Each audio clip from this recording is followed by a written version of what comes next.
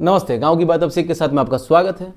हमारे बिहार में जितने भी प्रोत्साहन दिए जा रहे हैं बच्चों को पढ़ने लिखने के लिए, अगर इनके बावजूद अगर वो असमर्थ हैं तो इसमें किसकी भूमिका अहम है। जैसे महिलाओं को, बच्चों को शिक्षा दी जा रही है, लड़कों को 10th पास करने पे 10,000 रुपये का मुआवजा दिया जा रहा है। अगर उस 10,000 को आप कहीं गलत जगह इन्वेस्ट करते हैं तो इसमें किसकी भूमिका अहम है। वो 10,000 दी जाती है कि आप जब इंटर में जाइए तो उसमें कुछ पैसे लगते हैं, एडमिशन वक्त तो आप वहाँ कराइए, इंटर पास करते हैं तो आपको पैसे मिलते हैं, ग्रेजुएशन पास करते हैं तो महिलाओं को 50,000 रुपये का मुआवजा दिया जाता है। अगर इन सब के बावजूद अगर आप अपने शिक्षा के स्तर को नहीं बढ़ा रहे हैं तो फिर आपको नौकरी कौन देगा?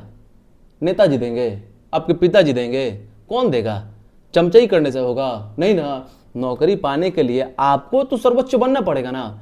चाहे कितनी भी नौकरियां दे गवर्नमेंट, अगर आप उसमें फर्स्ट नहीं आते हैं, अगर आप उसके काबिल नहीं हैं तो आपको नौकरी कहाँ से मिलेगा? नहीं मिलेगा। और नहीं मिलने का कारण सरकार नहीं है। सरकार आपको पैसे देती है कि आप अपने शिक्षा को बेहतर कीजिए। आप बेहतर करने के बजाय खुद को बदतर करते चले जाते हैं तो कौन इसकी भूमिका निभाएगा?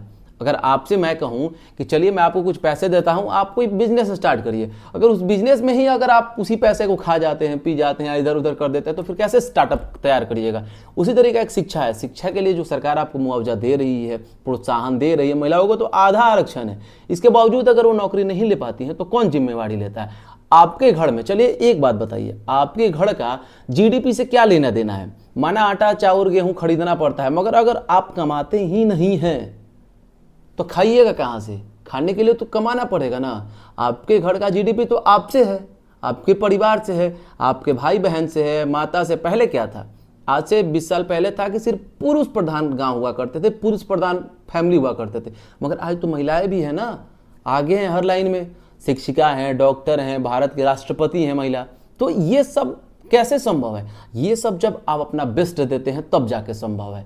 ये सिर्फ बेरोजगारी बेरोजगारी चिल्लाते हैं। चलिए कुछ हद तक हम आपकी बात से सहमत हैं, मगर जब नौकरियां आती हैं तो आप उसमें पीछे क्यों हैं?